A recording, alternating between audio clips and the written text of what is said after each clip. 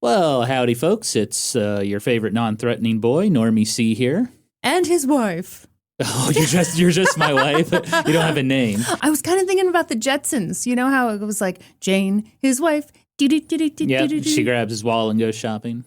Is that how it goes? Yeah. God, what a sexist, stupid. I hate that I referenced it, and yet here we are. Let's talk about something that's not sexist, Kristen. Okay.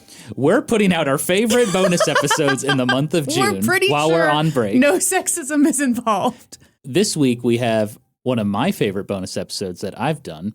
An iron rod through the head. A fella named Phineas Gage gets into a horrible accident. I do want to pause you, Norm, and just explain. I giggled more because you looked so excited about an iron rod through the head, not because I find it funny that someone got an iron rod through the head. Folks, this story is a lot lighter than it sounds, I will say. It's an incredible tale of survival and how the human brain works. We hope you enjoy it. And if you really enjoy it, maybe you'll consider supporting us on patreon.com/oldtimeypodcast. And we have a hell of a deal going on right now, Kristen. Why don't you tell the fine folks all about it? Oh, my goodness. Get a load of this. If you sign up at the $10 level, that's the pig butter investor level, pretty much the best thing going, you get 50% off this month. That gets you ad-free video episodes of this whole dang podcast, plus all the bonus episodes. And yes, there will be a new one in June. Plus monthly trivia, a card and stickers with our autographs. I'm sure there's more. Oh, the Discord, you get in there too. You don't have to mention literally everything. It's okay. Just tell them they're getting a hell of a deal. That's right. You're getting a hell of a deal. And also, we miss you. Hope you enjoy this episode, and we'll see you in July. Bye. Bye. Hear ye, hear ye. You are listening to an old-timey podcast. I'm Normie C. And I've been to Funky Town. It's Kristen Caruso. And on this bonus episode, I'll be talking about Phineas Gage. Who? Wait, who the railroad what? Guy? With the who? With the who? Norman. Yeah? Have you done it? Done what? Is this the railroad guy? It's the railroad guy. I'm very excited. How are you feeling? I'm very excited. Yeah, I don't want to reveal too much right away. But I have been obsessed with this story ever since I learned about it at the Glore Psychiatric Museum in St. Joseph, Missouri. If you go there and you shout, "An old-timey podcast sent me," you'll get nothing. They'll say, who? They'll say, huh? What? They'll say, have you been to Funky Town? Everyone, Yeah. I'm not trying to brag, but some of you may know that there is a club Up in the club in Kansas City. in South Kansas City. It's called Funky Town, been around for a long, long time, and it is funky in there. Mm-hmm. I've wanted to go for a solid 15 years. This man right here, staring at me right now, has never wanted to go with me. Nope. Guess what, bitches? Kristen went with Kyla and their little friends, and they went to Their Funky little friends, Town. Ashton and Caitlin, Yeah. friends of the pod. Yeah, they are little though. They are little. They are just little pint-sized Yep. friends. But I'm just trying to brag to you. I went to Funky Town. It was glorious. They had a great time, and I was their Uber. Yes. I dropped them off, picked them up, took them home. You were very happy to not attend Funky Town. Yeah. I just, it's not my scene. You're not that funky. I don't dance. I don't drink. Listen. It wasn't my scene, but I'm glad they had a great time, and I'm glad I was able to take you to Funky Town. Da-da-da. Okay, Norm, I hate to put the pressure on you, What? but you got to tell this story because guess what? What? Our cousin, well, you already know this. Our cousin is getting married tomorrow. We've got the rehearsal dinner tonight. I mean, we baby. got a bing, bang, boom. We don't actually have to do anything. We just have to eat. So We got to show up and eat, okay? if we don't show up and eat, Madeline and Mason cannot get married. They'll Okay? say, Do you want that blood on your Where's hands? Chris? Why would there be blood? I don't know. It could happen. For every minute Kristen and Norman are late, someone dies. That could actually be a pretty interesting movie. It'd actually be kind of weird, though, that they would start murdering people because a guest was late. Just to really teach people about the importance of being punctual. Exactly. Like, this is a movie for your friend with ADHD time blindness. This is how you really teach them. Yeah. A lot of good lessons. I mean, we were talking today about, like, if you hire somebody to do something for you and they're like, yeah, I'll be there Tuesday at 12:30 p.m. Sure. And they just like don't show up or they text you 3 hours later and say, hey, I'm on my way. And we're like, well, you know, we're busy now. You can't come over. And they're just like, oh, okay. And we talked about why don't they ever apologize? Well, why don't people be like, I'm sorry, I'm late? The thing I'm trying to figure out is like, in that scenario, which happened today, why did I feel like I needed to apologize to them? We had scheduled someone to come over and do some work on the house, and it didn't happen. It didn't happen. And Kristen felt bad for them because they didn't show up. And I was like, no, that's they're not the one that this messed up. Anyway, a lot to unpack. Yeah, we're a mess, folks. It's true. You know what I realized we haven't done lately? What? We haven't had a mistakes to shame segment. Oh, we should because we messed up on Linda Evans. We did? Yeah. How? Okay, well, everyone, not to brag, but, you know, Norman got his wonderful eBay find. Linda Evans. Well, hang on. Oh. Hold on. If we're doing a segment. Oh. Mistakes of shame! How'd we fuck this up? Well, people are saying, okay, so we were making fun of Linda Evans in that ad says, I believe in crystal light because I believe in me. Yeah. And I thought that was the most hilarious thing in the world. I still do. It's funny, yeah. But people have come forward and said, well, Linda, our dear friend Linda, was playing a character named Crystal something or other. Yeah. And so that's probably what that means. Oh, from that show Dynasty. That's the one. I'm too young and hot to know Before about our it. time. Yeah. Yeah. Well, we apologize. This has been another exciting segment of Mistakes of Shame! Oh, I get goosebumps every time. Every time we fuck up, I get goosebumps. You're like, it's happened again.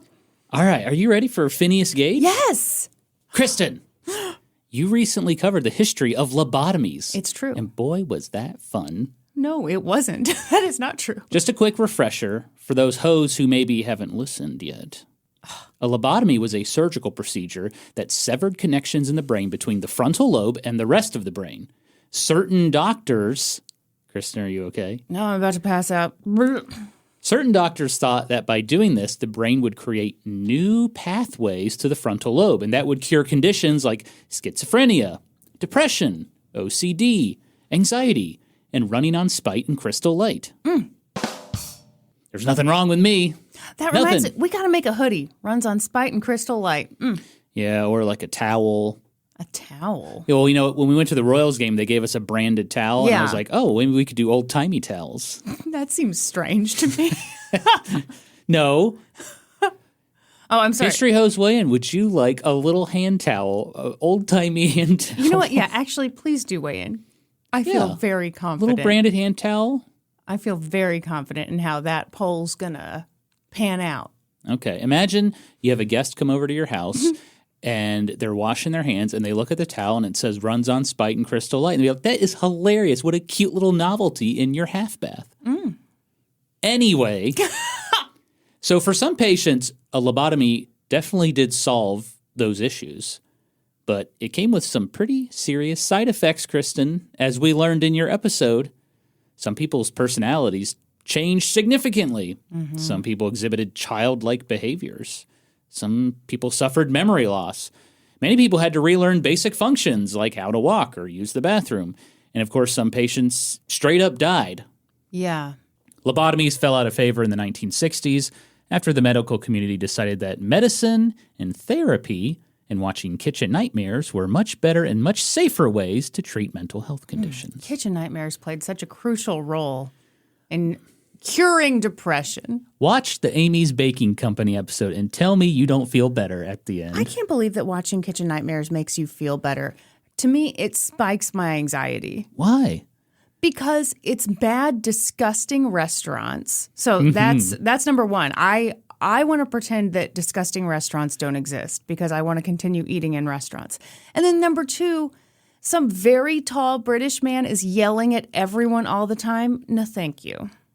My favorite thing about Kitchen Nightmares is I'll be sitting there eating like Easy Mac, watching, and then he'll be like, "Oh, this food is frozen." And I'm like, "Geez, that's gross." And I'm like eating Easy Mac. I would never. That's ridiculous. It's all fresh and organic Easy Mac for me. So at the time, the idea that a physical surgery could cure depression or melancholy, it wasn't that radical of an idea because doctors understood that the frontal lobe affected things like emotions, personality, social understandings, etc. Are you just stealing my episode? Yeah. Okay. Yeah, and I'm not giving any credit to you. All right, great. I learned all this from some podcast. Some I'm dumb not sure what it was podcast. called. So, Kristen, you might be wondering, how did doctors figure out that the frontal lobe controlled those things? We can trace it back to the mid-1800s when a somewhat ordinary man named Phineas Gage suffered an unordinary injury. I don't want to spoil the story, so we're just going to jump into it. Spoil the story. You're about to tell us the story. Yeah, but I didn't want to tell you right away in the first page. You're just going to tease us. Okay, here we go. So today I'm going to tell you all about Mr. Phineas Gage, his horrific accident, and how it changed the medical world. Or did it? Maybe. Oh. Okay. We'll see. I got to say, it's real odd to be told such a serious story from a man wearing such an unserious sweatshirt. Excuse me? Sorry. Why are you hating on my Buc-ee's hoodie? It's just unserious. It is comfy cozy. I do have a picture of you shaking the hand of the Buc-ee's statue in Texas. What a moment that was. It was a big moment on for all my of way us. to my grandfather's funeral. Oh. I mean, we were. Okay. Don't you remember? I remember it now. Thank you very much, Norm. I'm sorry for bringing that up. It's fine. I mean, that's the reality. That's where we were going. That's the reality. Yeah. You got to shake Bucky's hand, and we paid our respects. All right. Imagine you're at the doctor's office waiting for the doctor to walk in, and he walks in with this Buc-ee's hoodie, and he says, I'm Dr. Nelson. No. Nice to meet you. No. No? Here's the thing. This happened, I believe it was in Florida. Little fucking twerp, like a teenager, posed as a gynecologist, did all these exams. Do you remember this? Yeah. Oh, but like they showed pictures and it's like, well, you know, if I were in that position, I wouldn't be like, hey, you look too baby-faced. I'd just be like, oh, God, I got a really young doctor. But if someone comes in a Buc-ee's sweatshirt and shorts, I'm like, no way. You're not a Really? doctor. Absolutely. Man, so judgmental. Maybe his lab coat was in the wash. All he had was the Buc-ee's hoodie. You're too quick to judge. I don't trust a doctor whose only option, aside from the lab coat, is a Buc-ee's sweatshirt.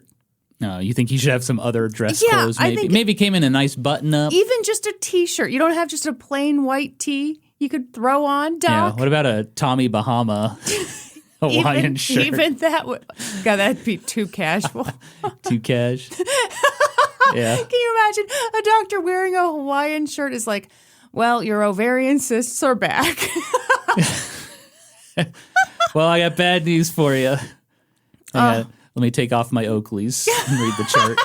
No, and he just lets him down because he's got the little He's got thing. the little strap that holds him to his neck. You know, I can't read this x-ray with my Oakleys on. it might actually lessen the blow, really. Yeah, it if might be you a had- humorous Sure. event in your life. You'll be telling all your friends about that doctor's appointment.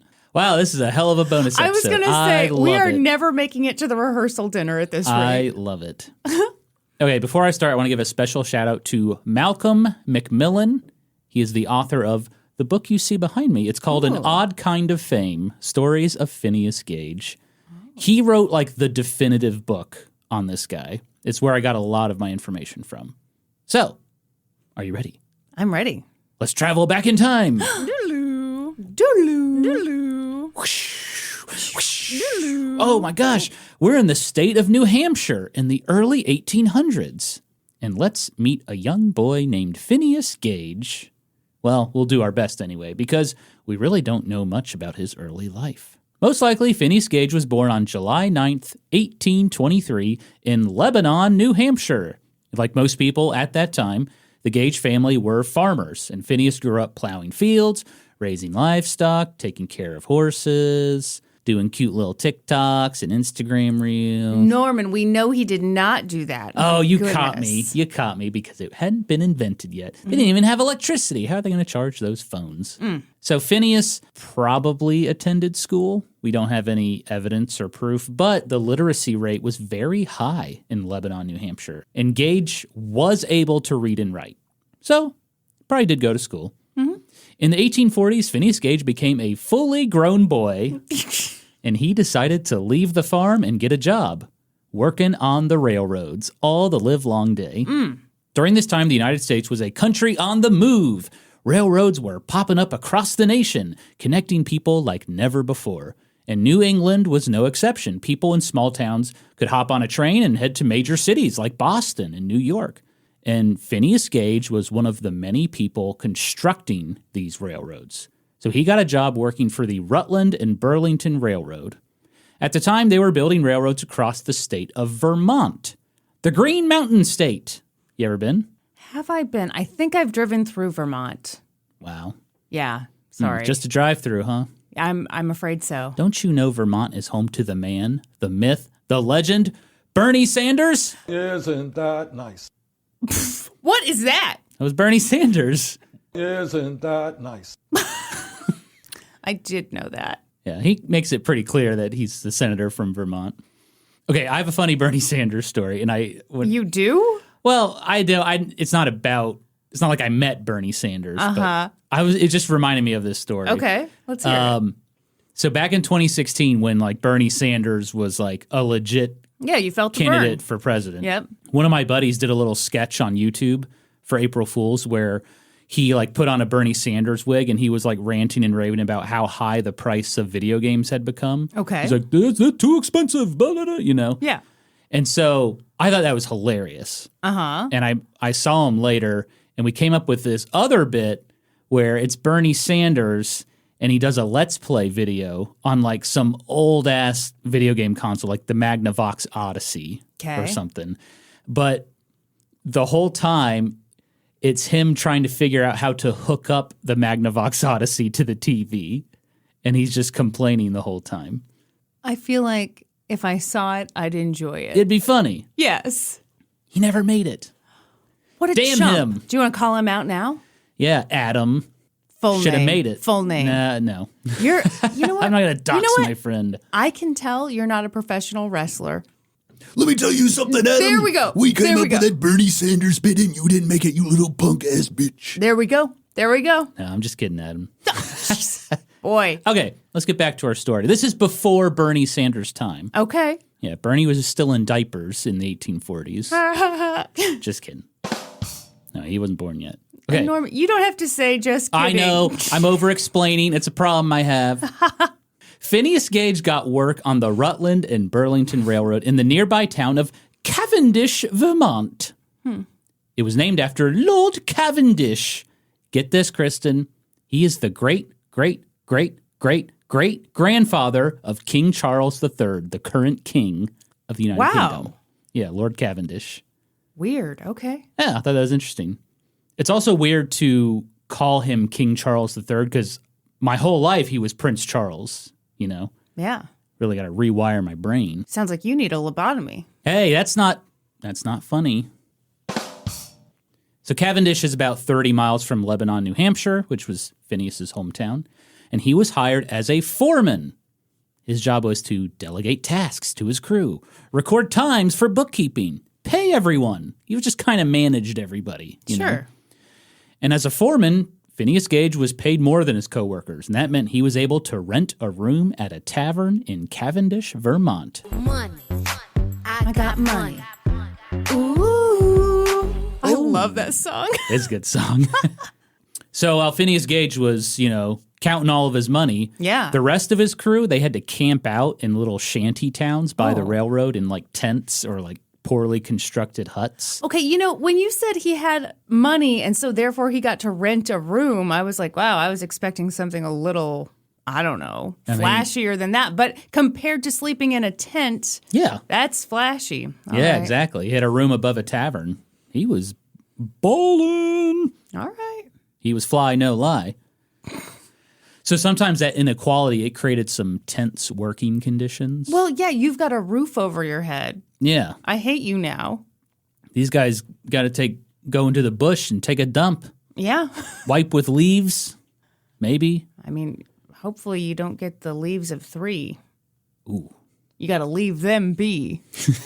Poison ivy on your butthole. I mean, it's happened to people. Yeah, that would be horrible. Yeah, it'd be the worst. And, I don't think I'd get a lot done on the railroad the next day. I'm just saying. I got to call out. Yeah.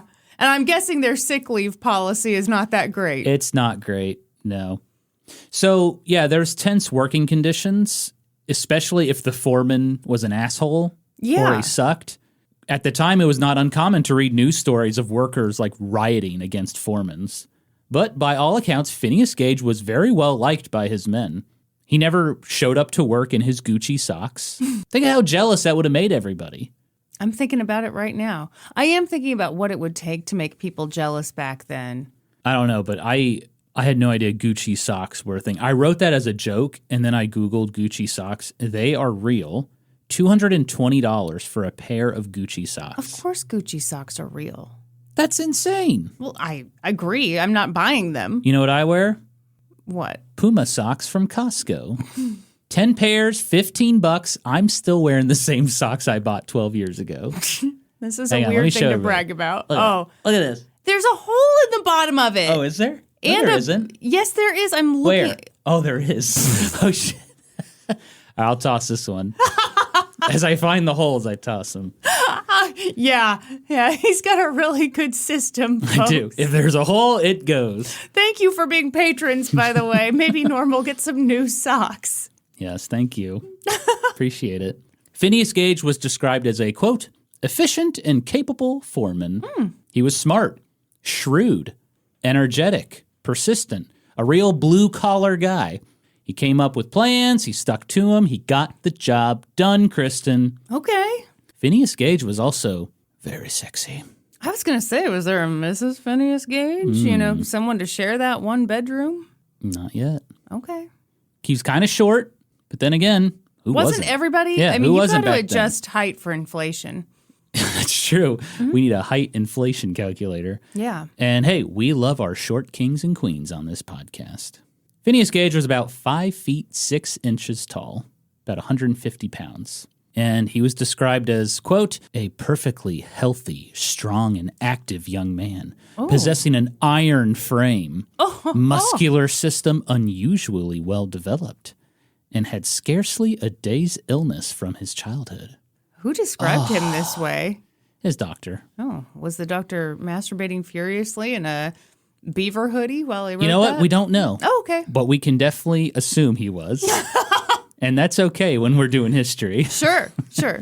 The Rutland and Burlington Railroad line was 1 mile south of Cavendish. It cut through some hills and some mountains, and that meant they needed to blast some rocks and boulders to clear a path. And that was what Phineas Gage and his crew were doing. So, how do you do that in the 1840s?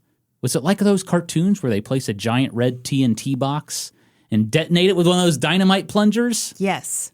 No. Oh. Kristen. Well, maybe they did that, but that's not what they were doing, okay? Okay. So here's what they would do. They would drill deep holes into the rock, sometimes up to 12 feet deep. And this was before power tools. Sometimes it took a whole day to drill a hole in the rock. That sounds terrible. And it's hard work. And then they would fill that hole with a layer of explosive powder and then a long fuse. And then on top of that layer of explosive powder, they would pack in sand and clay using a long iron rod. And they did this so that when the explosion went off, it wouldn't travel out of the hole. It would actually explode into the rock. Mm-hmm. And it would make the explosion way more effective. This was a very dangerous job, and it took a lot of skill. You had to make sure there was enough explosive powder. You had to pack everything in real tight. And you want your best and most capable boys pulling off that job. Capable boys like Phineas Gage. He was a pro at setting explosives. Gage even had his own custom iron tamping rod made by a local blacksmith. It was 3 feet 7 inches long, weighed about 14 pounds. It was about 1.25 inches in diameter. So just imagine like a broom handle. Yeah, yeah. You know, on one end of this rod, it was flat. So that's what Phineas used to pack down all the powder and sand and the clay. But the other end actually had a pointed tip, which was kind of unusual because most tamping rods at that time, they were flat on both ends. Okay. But his tamping rod, it almost looked like a javelin. And I was really curious why one end was pointed. And I couldn't find an answer. Mm-hmm. Are you saying he stuck it up his butt? No. Why are you looking at the camera like that? I'm looking at the camera like that because I feel like we're leading up to some dumb joke. What is it? No joke. Oh, really? No, I seriously don't know. Oh. There's no joke, I swear. Wait, so you're actually asking for ideas? Well, so my best guess was that it was pointed so he could like use it kind of like a chisel to like clear out the drilled hole. Mm-hmm. Or maybe he just like poked people he didn't like. Or maybe it was better to grip, you know? What do you mean better to grip? The pointed end? Yeah. Well, that would hurt your hand. Why would you want to grip it there? It's not that pointy. It's not a blade. As you'll soon learn, it was real pointy. Oh, no, this is what he gets through the head. Sorry, folks. Okay. All right. Warning.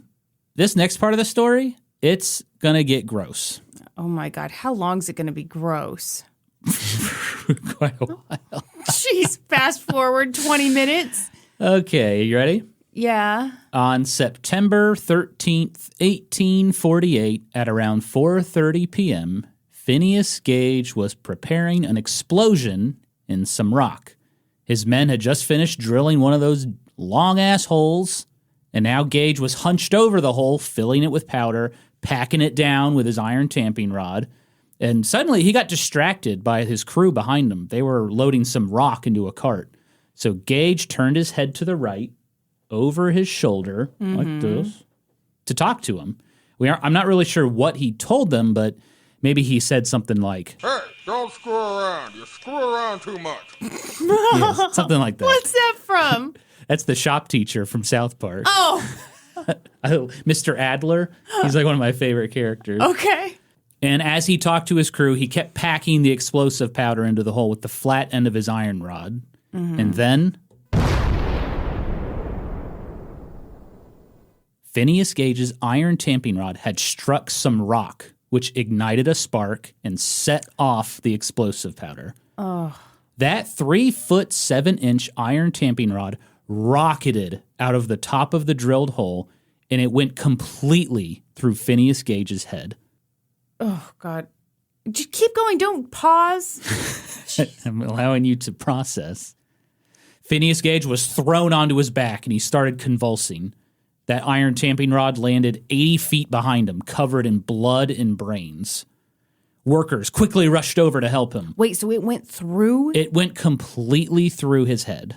Okay, keep going, Norman. Okay, so workers rushed over to help Phineas, and they saw that he had 2 large holes in his head.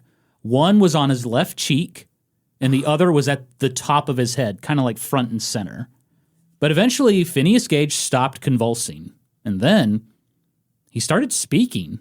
Oh, my God. In fact, he never lost consciousness. It was incredible. He was covered in burns, blood, brain matter. He had 2 holes in his head, but he needed a doctor ASAP. Yes! If you didn't know. Holy shit! So a couple of workers picked him up, and they helped him into a nearby ox cart, and they took off for Cavendish.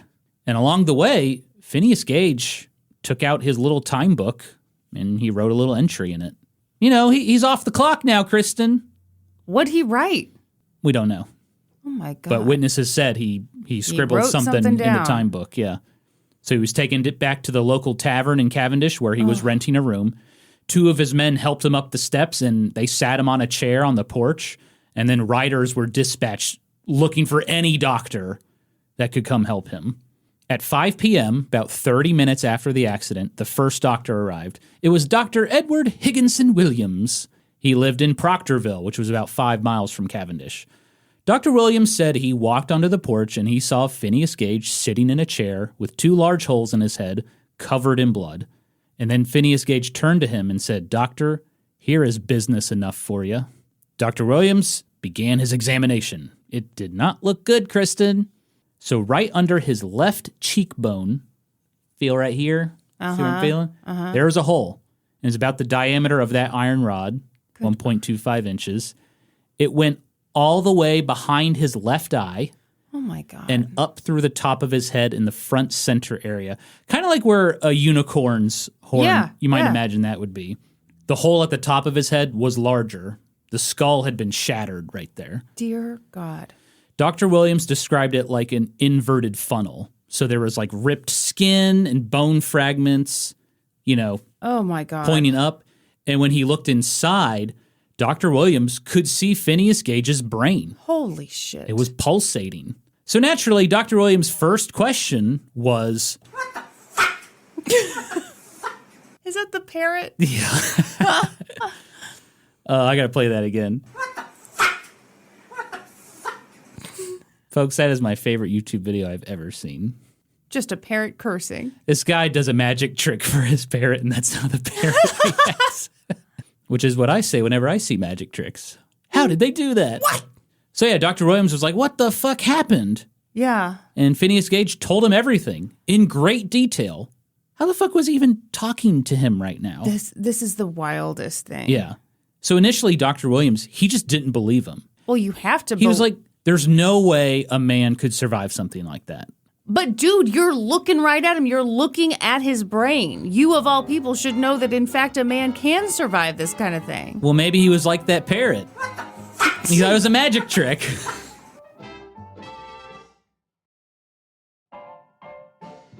So at the time, the medical community believed that any injury to the brain was instant death.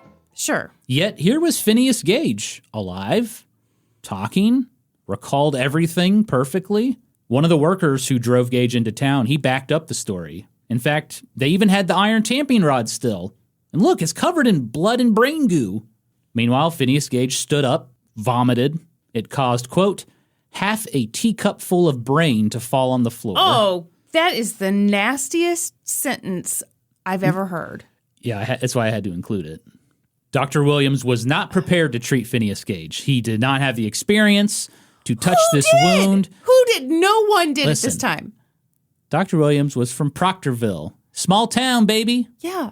Treat a hole in the head? Try that in a small town. You can't do it. In fact, Dr. Williams, due to a lack of work, he also worked on the railroad as a side hustle. Oh, dear God. So he needed some backup. And at 6 p.m., about 1.5 hours after the accident, the backup arrived. It was a fella named Dr. John Martin Harlow. Dr. Harlow was a young doctor. He's about 29 years old, but he had graduated from the prestigious Jefferson Medical College in Philadelphia. Never heard of it. It's now known as Thomas Jefferson University. And he had a thriving practice in Cavendish. Of course, I don't think he saw anything like this in medical school. No one had. But Dr. Harlow took action. He immediately said, let's get him up to his room. Incredibly, Phineas Gage stood up by himself, walked upstairs by himself, and then sat on his bed. Dr. Harlow examined the wound, and yeah, it was bad. That hole went completely through his head. Part of his left frontal lobe was missing. The right frontal lobe looked completely intact, though. But time was of the essence. Dr. Harlow needed to stop the bleeding first. He described the scene as, quote, literally one gore of blood. He shaved Phineas's scalp. He cleaned the wound, and then he started removing all the loose bits of skin and bone and brain. What he did next is really gross. Are you ready? I am not ready for any of this, but go ahead. Okay. So Dr. Harlow wanted to make sure there was no more loose bone fragments in the wound. So he stuck one finger in the top of the hole, one finger at the bottom of the hole. No, you did not, And sir. he started digging. No. And eventually his two fingers met in the middle of Gage's head. See, ew. This is, to me, this is how it gets even worse. Because, like, if I have that happen to me and I'm still talking, still moving around, I don't know, bandage me up so I don't lose my brains by the teacup. But don't go feeling around in there. Yeah, but you got to remove all the loose bone because that's going to cause complications later. Yes. You know what will also cause complication? What? some dude with his bare hands hasn't washed them in a fortnight digging around in my face. And in a fortnight, we dug in Phineas's hole. Look, he just had one of those little bag of Doritos before he arrived, okay? Imagine he just licked. Imagine he walks up to the tavern, licking his fingers. Oh, what seems to be the problem here? Holy shit, whoa. Whoa, let me get my hands on that. Ugh. So he removed all the loose bone fragments, and then he decided to put back the large skull fragments back into place, kind of like puzzle pieces. Yeah, little hat. Isn't it so satisfying when you're doing a puzzle and you find that perfect piece? Norman, we're talking about a skull, and I'm about to throw up teacups worth of vomit, and I'm going to throw them at you because you deserve it for telling us this gross story in very gross detail. Look, this is what happened, okay? Okay. And then Dr. Harlow pulled the scalp back together as much as possible, and he held it in place with some adhesive straps. Okay. And then next, he put some dressing on top of the wound. Nice lemon vinaigrette. Stop. I knew you. You're disgusting. No, it was like a medical dressing. Yeah, we know. We and know. Then he, Thousand Island. this might sting a little, Phineas. And then he added a nightcap for protection. Yeah. So the hole in the cheek, Dr. Harlow kind of left that one alone. He cleaned it up, but he left the wound open because he saw it as like a natural drainage hole. Oh, okay. Meanwhile, Phineas kept swallowing blood and brain goo. He kept vomiting it all up. By 10 p.m., his wounds had been patched up, and he was in stable condition. Okay. He still had all of his senses. He could smell, he could hear, he could feel. His right eye was perfectly fine. His left eye was swollen shut, but if he lifted his eyelids, he could see out of that left eye. Dr. Harlow ordered Phineas Gage to stay in bed and keep his head elevated. Privately, Dr. Harlow thought Phineas Gage would die in a few days. Sure. Phineas Gage thought he'd be back at work in a few days. Oh, my God. All they could do now was wait and see.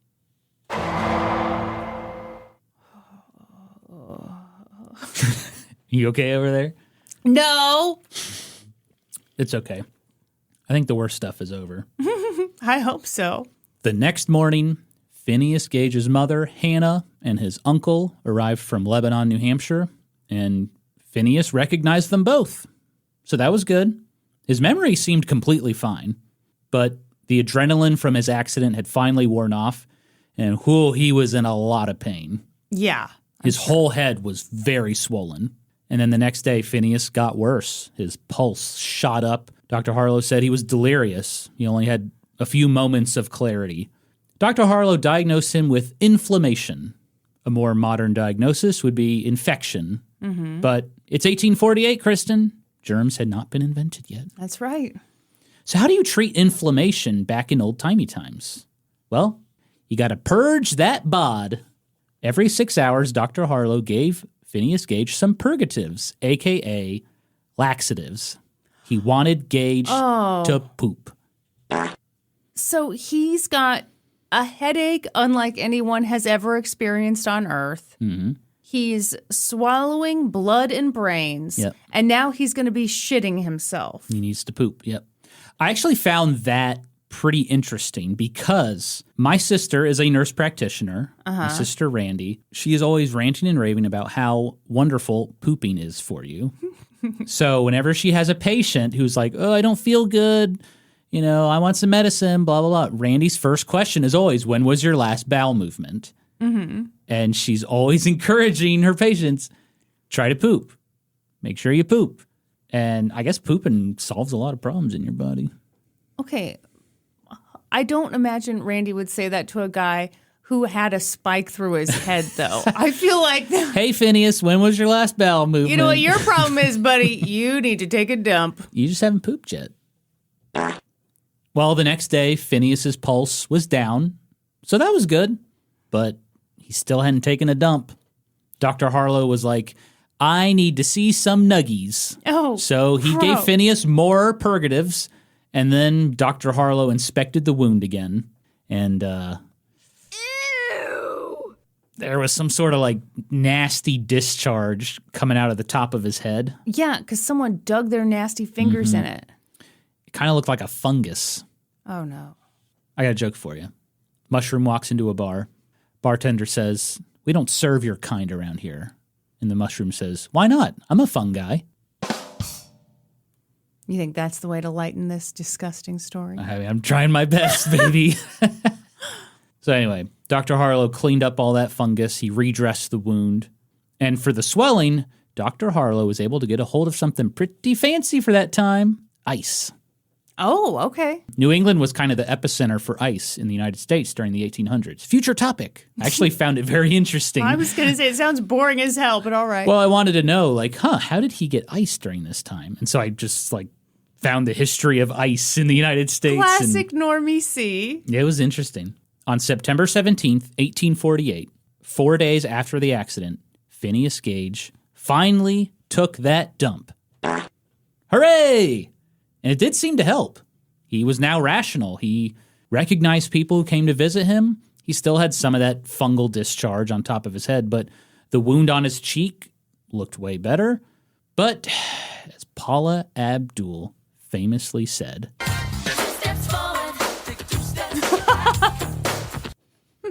you remember that music video? No.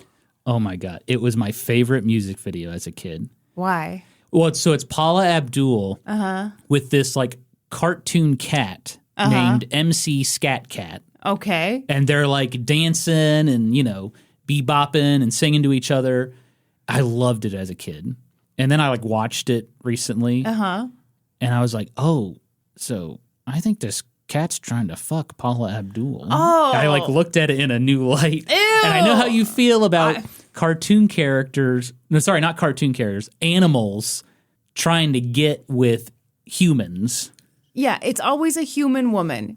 It's always very gross. Well, that's exactly what was happening in this music video. Still a great music video. Oh, yeah, nothing wrong with it. It's a good-ass song. The next few days were rough. Phineas Gage was very hot, dehydrated, dry mouth, shortness of breath. He became delirious again. He talked to himself repeatedly. He was giving fake orders to his railroad crew. And Dr. Harlow was worried there was some sort of blockage in his head that had gotten infected. So he took a metallic probe. Oh, God. And he passed it all the way through Gage's head. There was no blockage, luckily. In one of his rare moments of clarity, Phineas Gage now believed he would die. All Dr. Harlow could do was redress the wound, give him more purgatives, and put more ice on his head. But Are we just loading this man up with laxatives? every day, Dr. Harlow wants to make sure he is pooping. Okay. I mean, that was the treatment at the time. All right. You know? Right. I just feel like it's one of those things. I just think of like, when you take like half an edible and you wait, but you don't wait long enough. And you're like, I don't feel a thing. And so then you take the other half and like too soon later, you're like, uh-oh. Oh, so you're thinking That's if he what I'm takes afraid- too many laxatives, Yes. he's going to clog whatever outhouse is at this tavern. I'm just thinking Steph's going to shoot out every hole and he has some new holes. So I'm worried about him. Do you remember when back in Elizabeth City, you were hanging out with my buddy Danny and he was like, yeah, meet me at this bar. And you walked into the bar and he was like, we have to leave the bar right now. Yes. Because somebody in the men's restroom, or actually, I think it was just like a all-inclusive restroom, like anybody could use it. Somebody had like all-inclusive. And they had the buffet line in there. It was disgusting. Free drinks. Somebody had just like shit everywhere. Yes. In that bathroom. And he said there was blood as well. Somebody like blew the fuck up in there. Yeah, it was an asplosion is the medical term. Yeah, and Danny was like, we have to leave this bar right now. Well, it was funny because, Elizabeth City, there were like 3 bars, and we wanted to go to one of them. Yeah. And so I do remember, and I can still see his face. He was always so animated and stuff, but he was like pale and he was just like, we have to leave. We have to go. We can't go here. We can't go here. You can't. Ask I was questions. not there. I don't know where I was, but Maybe you were the guy who blew it up. No, I was then out of all of a sudden town. it was, oh no, I was out of town. I was out of I was town. out of town. I definitely didn't go into the all-inclusive restroom, eat up all the food. now I'm thinking about all-inclusive restrooms. You meant gender inclusive, I right? did. Yeah. I prefer all-inclusive. What if you're sitting on the toilet in the all-inclusive restroom and you're like, I think I want a massage now, and these arms come out of the wall behind you, and Are they start. human arms? Yeah. Oh, well, how else no, are you gonna that's- get a massage? And it starts. No, I mean, I'm just saying, like, surely there could be like a massage chair. I'm thinking, well, I just don't want to be the person whose job it is to massage someone who's on a toilet. two birds, one stone. What the? I'm using the bathroom and I'm getting a massage. Please move on with your disgusting story. Okay, so over the next few days, Phineas Gage recovered. He took more dumps, got some good sleep. By September 23rd, 10 days after his accident, Phineas Gage was feeling much better. He was no longer delirious. He appeared much stronger. Was he eating? Yeah, he was eating. Interestingly, though, he could no longer see out of that swollen left eye. I thought that was so interesting. When the accident first happened, he could see, Yeah. and then 10 days later, he can't see out of it anymore. So I'm just like, I wonder how that happens. Yeah. I wonder if the nerve, dies. Who knows? Kind of like how, with a snake, if you, cut its head off, the body will still, Norman? move around. Sorry, it's the only example I could think of. I don't mean to traumatize How about you. a chicken? Okay, there we go. A chicken.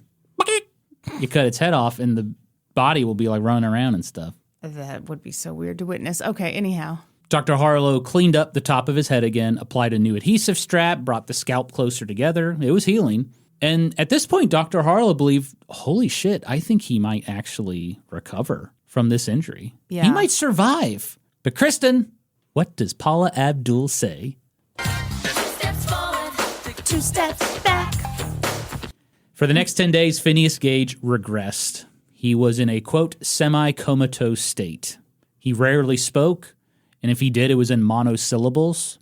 Yes, no, what, sure, don't. His pulse was all over the place. There's more of that fungal discharge coming out of his head. An abscess formed on his head. Dr. Harlow had to drain that.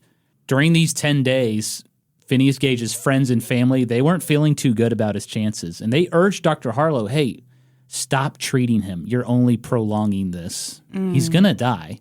In fact, they had brought his funeral clothes to the tavern. As you would. They had arranged for a local cabinet maker to start building his coffin. Yeah. They were fully prepared for him to die.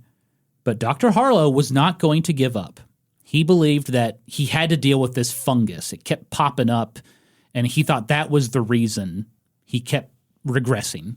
3 times a day, he redressed the wound, and then he applied nitrate of silver, which was like a disinfectant at the time. Oh, okay. And of course, he kept giving Phineas more purgatives. But by October 11th, 1848, about a month after the accident, Phineas Gage seemed to be on the mend. There was still a little discharge, but it was way less. His swelling was going down. And then with some assistance, he was able to get out of bed, and he sat in a chair across the room for a few minutes. But then Dr. Harlow, he wasn't prepared for what he noticed next. And that was some of the psychological changes Phineas Gage was going through. As I mentioned before, his memory seemed perfectly fine. He recognized everybody. He recalled the details of his accident perfectly. But Dr. Harlow noted that Gage seemed kind of childlike. He was very irritable. He threw tantrums when he couldn't get out of bed. He kept wanting to go home to New Hampshire. He couldn't do basic math anymore. Dr. Harlow also said that he seemed to have lost sense of value. So he tested this by offering Phineas $1,000 for some rocks that Gage had collected from a nearby river when he was working. He liked to collect rocks. Adjusted for inflation, Dr. Harlow was offering Phineas Gage $40,000 for some rocks. And Phineas was like, no, I don't want to sell my rocks. It was a rare instance of a doctor actively monitoring and recording mental changes from a traumatic brain injury. This is the beginnings of neuropsychology. This is really fascinating. I mean, and the fact that the doctor thought to ask him that question. Yes. Yeah, it's pretty incredible. His notes are something to read. 3 weeks later, on November 8th, Phineas Gage seemed to be out of the woods. He could finally get out of bed without any help. He was walking up and down the stairs of the tavern. He was hanging out on the porch. He slept well. He no longer felt pain. He had a healthy appetite. And yes, Kristen, he was pooping on the reg. I did not ask. I know you were curious. By the way, Ashton, who went with me to Funky Town, her favorite thing on the soundboard is that little fart And you know noise. what? That is a reason I threw it into this script, because I was like, Ashton enjoyed it so much, I'm going to make sure I include it when we talk about him pooping. Ashton has 2 little boys, but you probably already knew that. I'm just glad it brings her so much joy.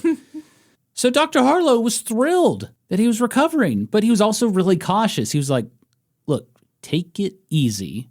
I'm glad you're recovering, but hey, I have to go out of town for about a week on some business. I can't keep an eye on you while I'm gone. So please just don't leave the tavern. You can hang out on the porch, go up and down the stairs all you want, but don't go into town and just rest until I get back. Yeah. So Dr. Harlow left, and a week later he returned, and Phineas Gage was sick. Again, he had a fever. He was constipated, hot, dehydrated, vomiting, restless.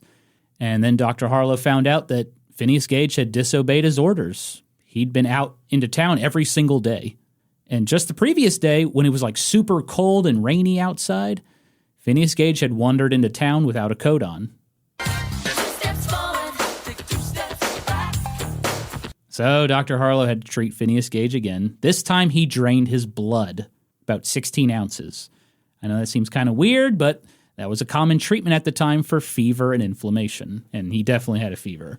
But a week later, Phineas Gage was, quote, feeling better in every respect. Dr. Harlow reported that the large skull fragments he had put back had united firmly with the rest of the skull. And finally, on November 25th, 1848, 2 months and 12 days after his accident, Phineas Gage took a carriage ride home to Lebanon, New Hampshire. He had survived. I will never forgive you for telling me such a disgusting story. We're not done. Okay. This story's not over, baby. Well, but it seems like the gross medical stuff is. Yeah, it pretty much is. Okay. Dr. Harlow couldn't believe it. For years, the medical community believed just even the slightest injury to your brain was certain death. And here, Phineas Gage had an almost 4-foot iron rod shot through his head, and he survived. That in the hell? What is that from? It's from, what are they called?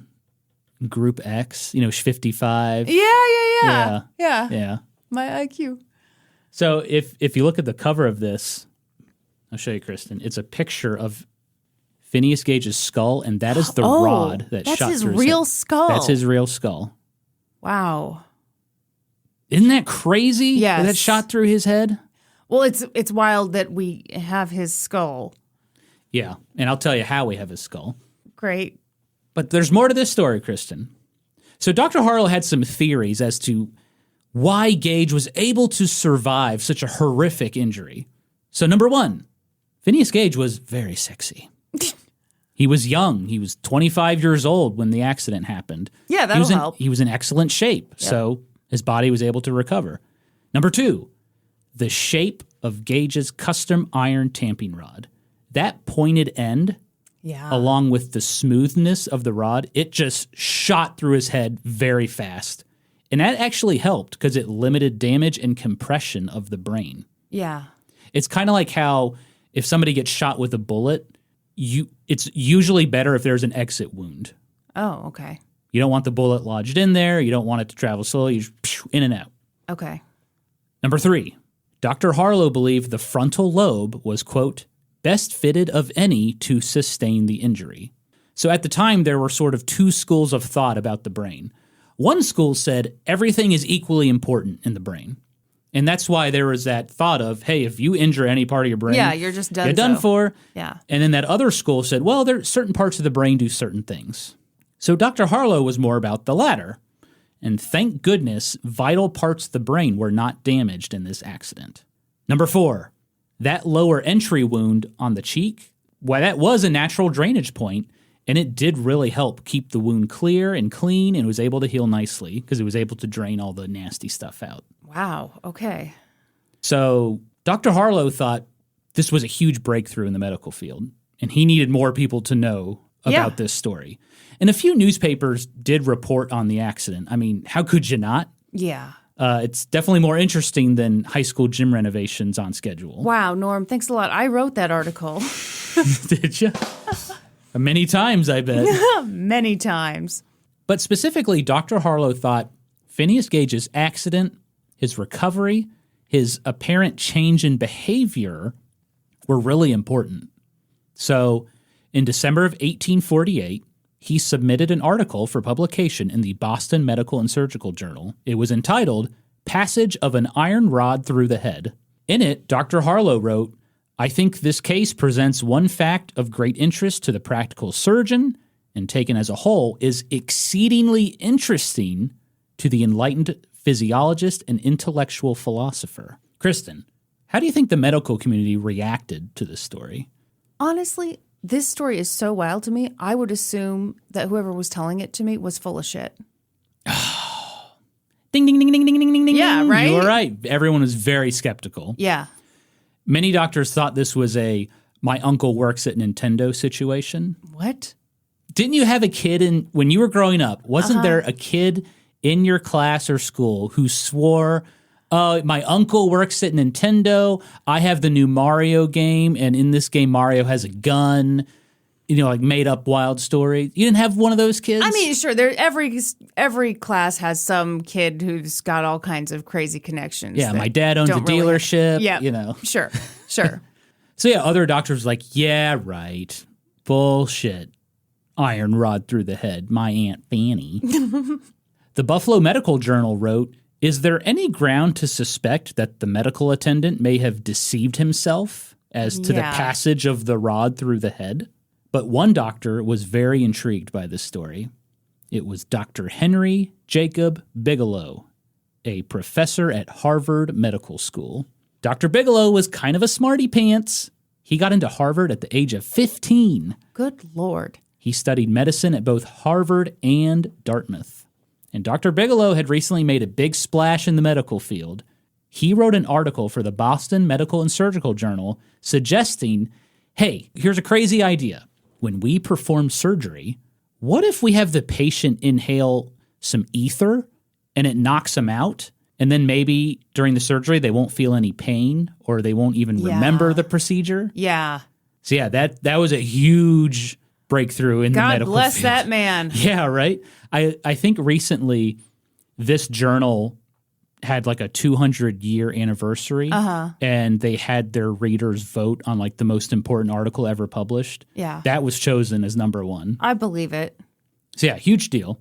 Dr. Bigelow read Dr. Harlow's article about Phineas Gage, and perhaps he saw it as that next big breakthrough.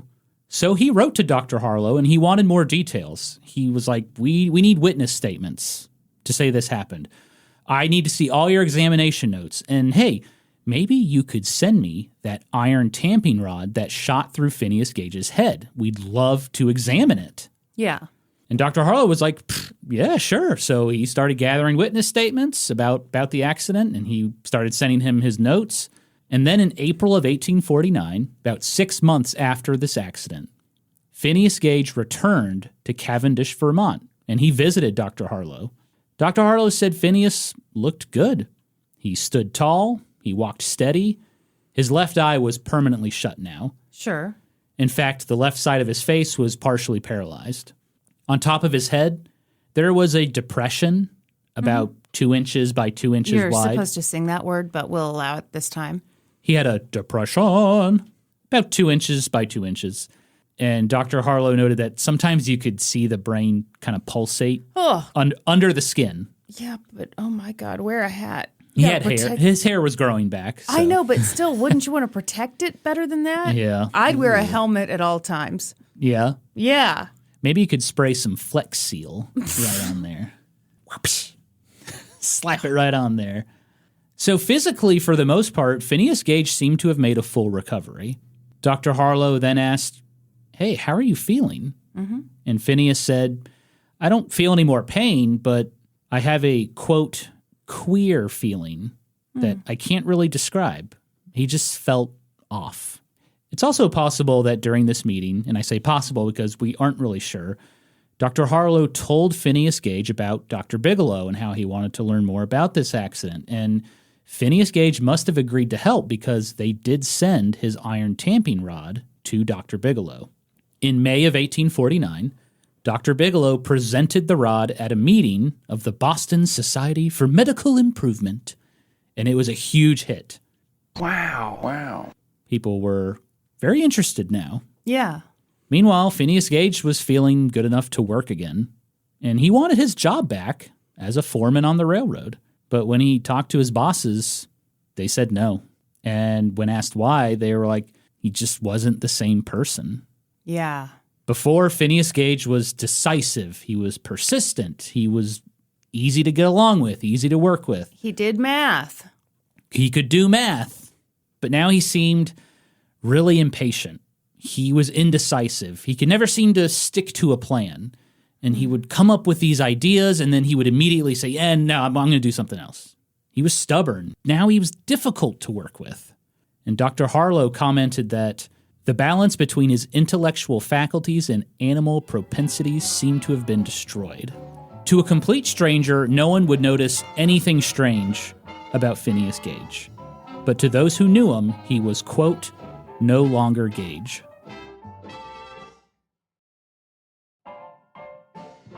With no railroad work available, Phineas Gage went back to the family farm in Lebanon, New Hampshire. Wait, he couldn't even have worked as just a worker? Mm-mm. Oh, like could not be employed at all. Well, we're not really sure. Okay. I do know that during this time, he was much weaker. So he couldn't work as long. Okay. And, working on the railroad, Yeah, it's that's- all day. sure. And so I think that's why he wanted to be a foreman again, because it was much less physically demanding to be a foreman. But his employers thought, I don't think you can handle that job again. But then an opportunity came up. Dr. Henry Bigelow of Harvard was like, hey, that iron tamping rod, it was super popular at our last meeting. And so now I want to present you and your injury at our November meeting. All expenses paid.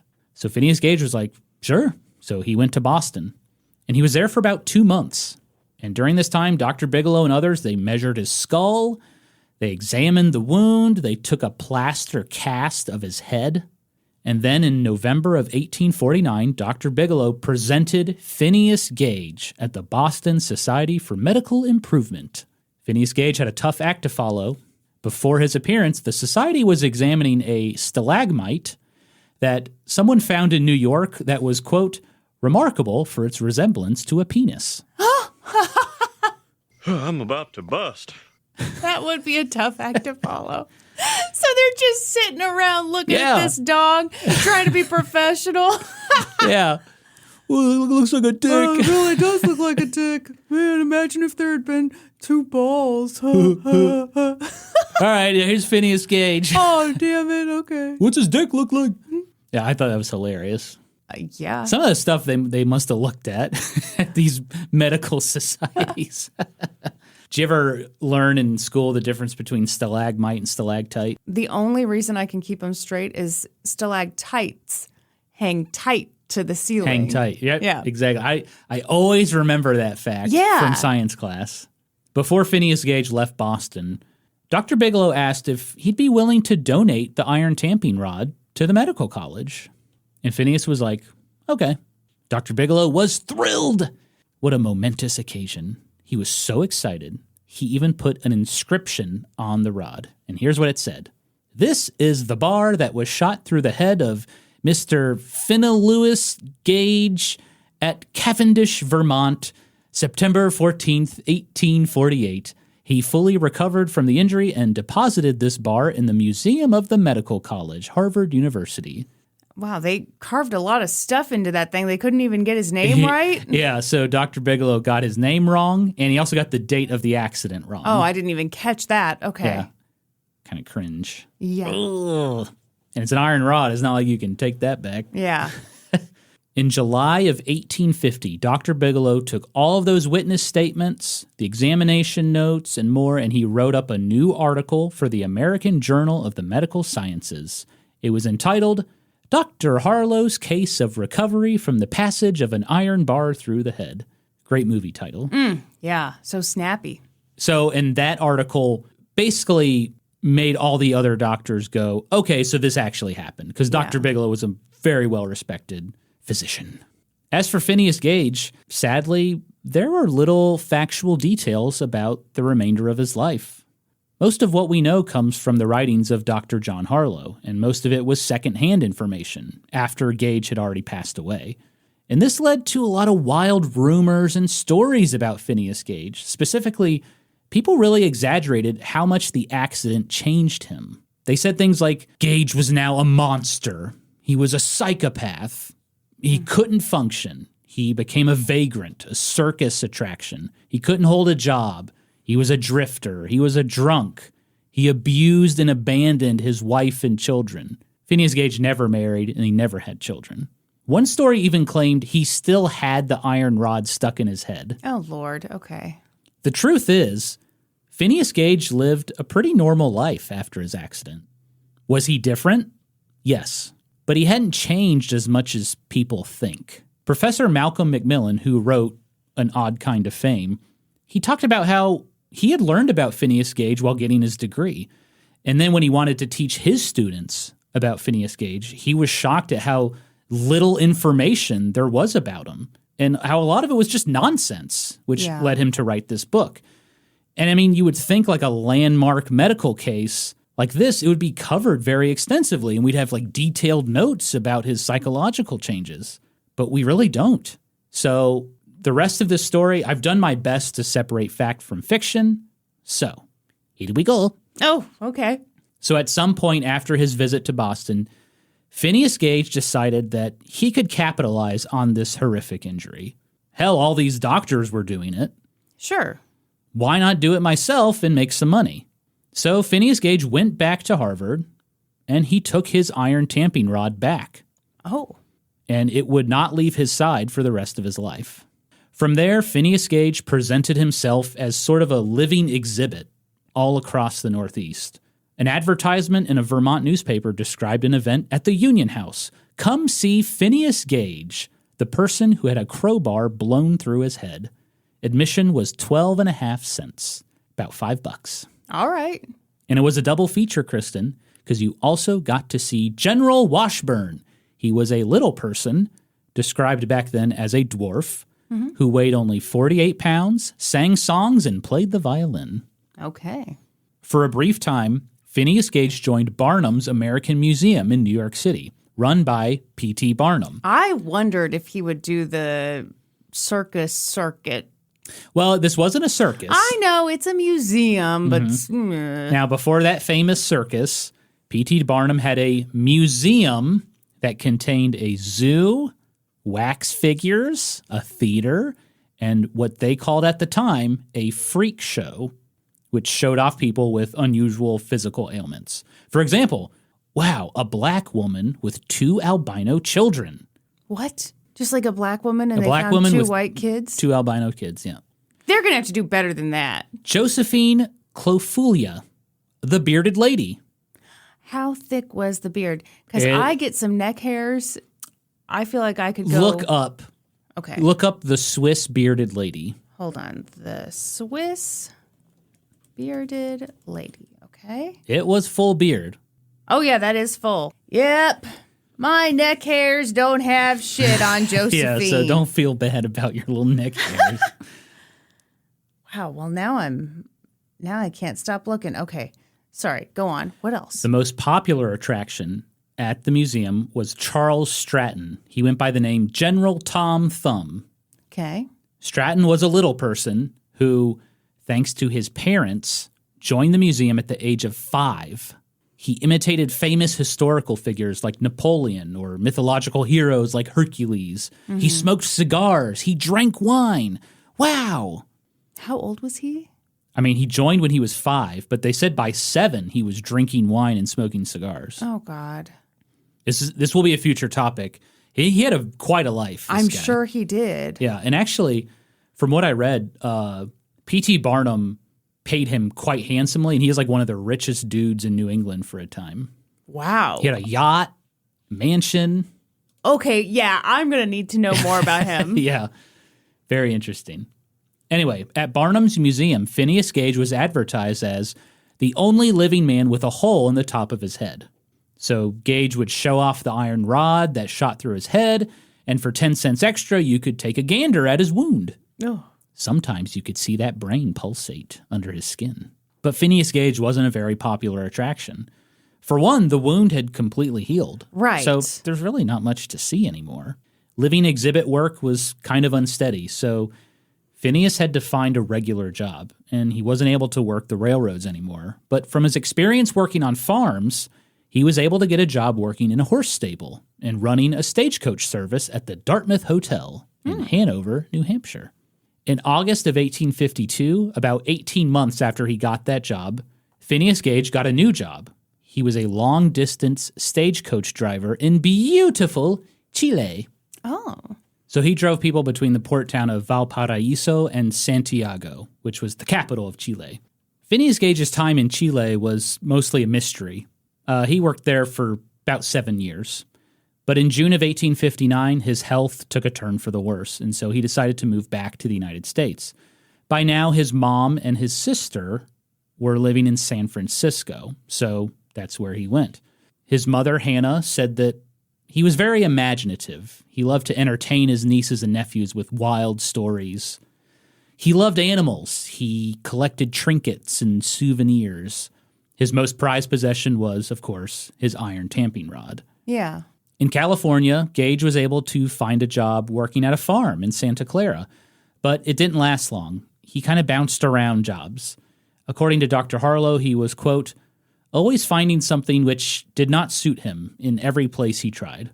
In February of 1860, Phineas Gage suffered a severe seizure while eating dinner due to complications from his injury. How old was he at this point? Let's see, 1860, he was born in 1823, so 37. Several months later, in May of 1860, he had another seizure, and they just became more and more frequent. Yeah. Finally, on May 20th, 1860, Phineas Gage passed away.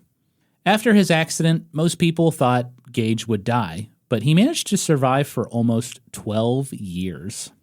And that's really a testament to the treatment he received from Dr. John Harlow. Dr. Harlow had lost touch with Phineas Gage over the years, but in 1866, 6 years after his death, he reconnected with Gage's mother, who told him the news that Phineas had died. Dr. Harlow was sad to hear the news. Phineas Gage was easily his most famous patient, and he'd always wondered what happened to him. I mean, yeah, you would. Dr. Harlow thought, maybe I could write a follow-up paper on Gage. And to make it even better, now that he's dead, I could actually examine his skull and see the damage. So Dr. Harlow convinced Gage's mother to let him exhume Phineas's body, remove the skull, and study it, examine it. In June of 1868, 20 years after his first paper, Dr. John Harlow wrote a follow-up on Phineas Gage entitled Recovery from the Passage of an Iron Bar Through the Head, and presented it to the Massachusetts Medical Society. This paper highlighted pretty much the entire story: Gage's accident, his recovery, the various jobs he held, his death, and detailed drawings of his skull and its damage. But probably the most important contribution in that paper was, for the first time, Dr. Harlow noted the changes to Phineas Gage's psyche after the accident. It wasn't much. In fact, it's incredible how little detail there is about it, considering how often it is cited in modern textbooks. An estimated 60% of psychology textbooks mention the story of Phineas Gage. Are you serious? Mm-hmm. It's one of the most cited 19th century medical studies. Wow. So, Kristen, I want your opinion. Why do you think that is? Was the story of Phineas Gage a breakthrough in the medical community, or was he just like a medical curiosity? Both. You know what I love to say. Both things can be true. Two things can be true. I think it's both as well. Yeah. After presenting his paper, and with permission from his family, Dr. Harlow donated Phineas Gage's skull and the iron tamping rod to the Warren Anatomical Museum at the Harvard University Medical School, where it is still on display today. It's one of their most popular items. On September 13th, 1998, the town of Cavendish, Vermont, commemorated the 150th anniversary of Phineas Gage's accident. They held walking tours where you could visit Dr. Harlow's house, the site of the tavern where Gage recovered, and you could even That's go... really cool. I Isn't love it? it. Yes. And you can even go to where the accident happened along the old railroad line. And these walking tours were so popular, they are now held annually every year on September 13th. That is awesome. And during that 150th anniversary celebration, a collection of neurological societies held the John Martin Harlow Frontal Lobe Symposium. It featured lectures on the latest discoveries in the field of neurology, specifically about the frontal lobe. And on display at the symposium was Phineas Gage's skull and the iron tamping rod, which were on loan from Harvard. And how could I forget, Kristen? There is a memorial plaque in the town of Cavendish detailing the Phineas Gage accident. But this story is not over. No? No, I have one more extra titty bitty Okay. that I absolutely loved, and I wanted to mention it. The Phineas Gage story, it's really important. It led to our understanding of how the brain works. But if you can believe it, for a long time, we had no idea what Phineas Gage looked like. No one took a picture? No one thought there were pictures. Oh, The only reference was a plaster cast of his head, okay. which is still there at Harvard. Yeah. And that was kind of surprising considering, there's evidence of him touring New England as like a living Right. exhibit. Like you'd Well, think he there'd was be literally part of a museum. Yeah, you'd think there'd be photos of him. Yeah. There were some drawings of him, but not an actual photo. But then something pretty cool happened. So in Baltimore, Maryland, there's a couple named Jack and Beverly Wilgus. They love to collect vintage photographs. Okay. And one of their favorites was an old-timey photo of a very handsome, disfigured man. Uh-huh. It looked like he was holding some sort of pole. They thought it was a harpoon. Yeah. And they found this photo in the 1970s, and they just loved it. It was on display in their home. And then in 2007, Beverly Wilgus joined a fun new site called Flickr, where you can share photos. Yeah. So she started uploading her favorites, and that included the disfigured man with the pole. So she scanned it, she uploaded it, and it was titled One-Eyed Man with Harpoon. Oh, my God. So right away, she started getting emails. Yeah. And the first was from a whaler who said, that's not a harpoon. Right. Okay. So she was like, that's interesting. But then she got another email from a guy who was like, this might be a photo of Phineas Gage. And if it is, it's the very first known photo of him. Yeah. So Beverly quickly did a Google search, like, who's Phineas Gage? Right. And she learned all about his story. And she learned that Harvard has had his skull and has that rod. And so she sent a copy of the photo to Harvard. Uh-huh. Like, hey, is this Phineas Gage? And a librarian at Harvard, Jack Eckert, he pulled up the photo and he said he called it a wow moment. Yeah. Because he was like, this has to be Phineas Gage. Yeah. Everything matched. He had the scars on his left cheek. He had the scar on the top of his head. His left eye was swollen shut. He was holding an iron tamping rod Yeah. with a pointed end. No, that's him. I mean, how many people can match that description? Right. But they still had to verify. Well, they analyzed the photo in detail, and guess what they saw on the rod? A little bit of brain. No, that Oh, inscription. the inscription. Oh. Dr. Bigelow's inscription with the wrong date and the Yep. misspelled name. They could read it in the photo when they zoomed in. Wow. Super cool discovery. And amazingly, right after that photo was discovered, a descendant of Phineas Gage shared another photo of him, Okay. still posing with the iron rod. So these photos gave credence to those stories of him traveling around as a living exhibit. Because of course you're going to take promotional photos. Yeah. And, maybe he sold them to attendees at his exhibits. Souvenirs. Yeah. Exactly. But these photos did another thing. They really helped dispel some of those wild stories about him. like how he was a disheveled drunk who couldn't hold a job. These photos show a handsome, confident, well-dressed, well-groomed guy. I'm about to bust. Please Google Phineas Gage. His beaver sweatshirt looked great. Phineas Gage. I think he's a very handsome man. Oh, he is hot as fuck. Phineas I'm about could to get bust. it. Kristen, calm down over That's there. a good-looking man. Yeah. My goodness. Mm-hmm. My goodness. Oh, now I'm looking at his skull. Feel real weird about that. Don't want that. That's okay.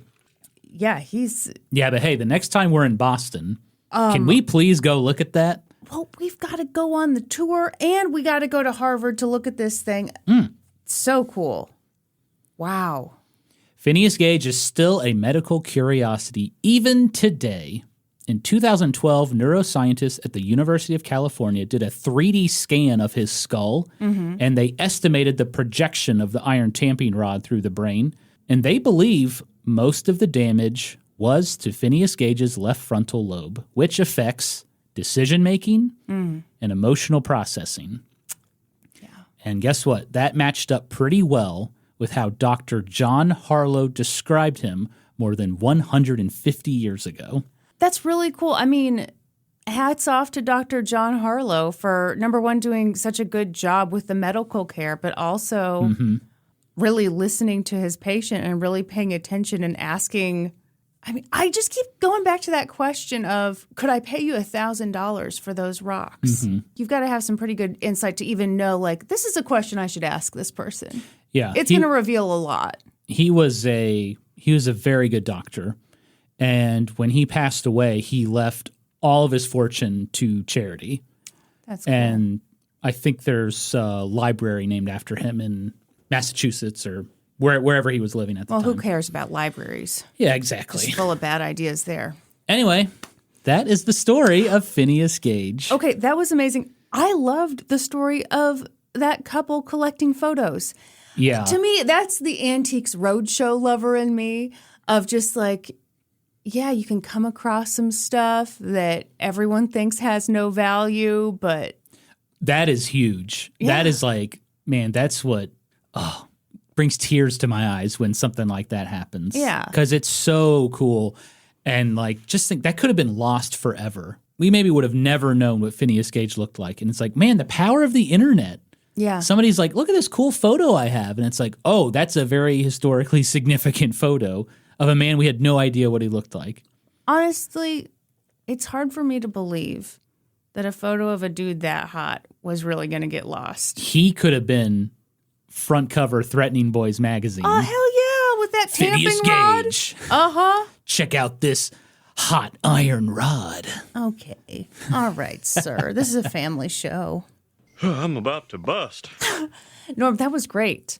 Thank you. I can't believe you were covering that while I was covering lobotomies and you didn't even say anything. So You're such a coy boy. I learned about this story at the Glore Psychiatric Museum, and I was fascinated by it. I was like, what? You've always been into An iron it. rod shot through this guy's head and he lived? And so I always wanted to cover it, and I decided to cover it before I knew you were doing lobotomies. And then when you were like, I'm doing a lobotomy episode, I was like, huh, what a coincidence. We are connected. Through the lobes. Through the frontal lobes. When we touch our frontal lobes, a glow comes out. It's very lovey.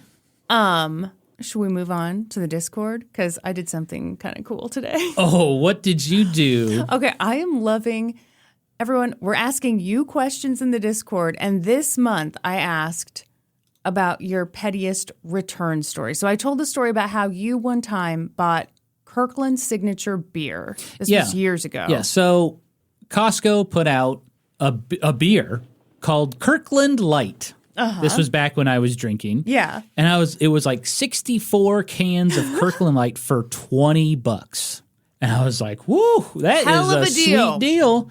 So obviously I bought it, brought it home, chilled it, cracked one open without the boys. It was the worst beer I have ever had, easily. It was like sweet. it had like a honey taste to it. So guess what I did the next day? I returned 63 cans of Kirkland Light to Costco. They didn't ask any questions. So on that note, I asked our Discord, what's your pettiest return story? Inspired, Okay. of course, by Norman. Oh, yeah, of course. Okay, let me pull this up. I'm excited to read some of these. Leroy Jenkins says, I bought what I thought was a cow squishmallow from Costco. It turned out to be a horse, and I hate horses, so I returned it. Well, if you got the wrong animal, yeah, I guess you got to return it. Now, my question is, when they asked why are you returning this, did you confess I thought it was a cow, but it's actually a horse? I mean, I'm always honest when I return stuff. And I've noticed, like, sometimes I think I'm funny. They never think I'm funny. I was returning a shirt, and it was like, I bought this, like, khaki-colored shirt. I don't know what I was thinking. I put it on, and it's, like, the exact color of my skin. Flattering So it just on looked no like one. you were naked up top. You know what? And I'm looking back. So I bought it online, and the model wearing it, which why am I a sucker for this? The model wearing it, yeah, I think she was like super tanned, just not me at all. So I don't know why I thought, oh, my pale skin that's the exact color of the garment is going to look great. Yeah, so I returned it. They asked why, and I was like, oh, it like matches my skin exactly. It looked terrible. The lady didn't even crack a smile. Not at me. one laugh? Not even a smile. Not a ne- chuckle. This is when you need a soundboard in real life, because you could have said that and been like, I did need it. yeah. And to add insult to injury, the lady was, of course, like 22 and really cute. And I had to be like, meh. And she was like, oh my God, when do I get off work? Exactly. These customers are bothering Exactly. me. Yeah. Why is she talking to me right now? I do hate shirts that are that color because I can't wear them either. And I get sucked into them every time. Yeah. I bought a sweet lowly worm shirt one time from Richard Scarry. He was like skateboarding. Oh, it was the coolest shirt. And I don't know, on the website it looked like a white tee, but when it came in, it was like a weird A little beige shirt, a little beige. and it just looked terrible on me. It looked like I had lowly worm tattooed on my chest. Tattooed on your bare chest. Yeah. Oh, I'm relating too much to people. The emphasis says, I barely return things because I hate talking to people and always forget to return them anyway. But I am here for all the petty stories. Yeah, Norm knows I'm terrible about returns. You are. We have a return closet full of items that I have every intention of returning. I am Johnny on the spot with returns. When I don't want it, I take it back immediately. I'm the best. I have lowly worm maybe- tattooed on my chest. Maybe you relate to Lesbot's answer. Lesbot the digital cow says, I am much too classy to return items. I simply let them collect dust in my basement and wonder where all the clutter comes from. There we go. I've never thought of it as being too classy. That's I'm too my classy to problem. return Yeah. items. That is a good answer.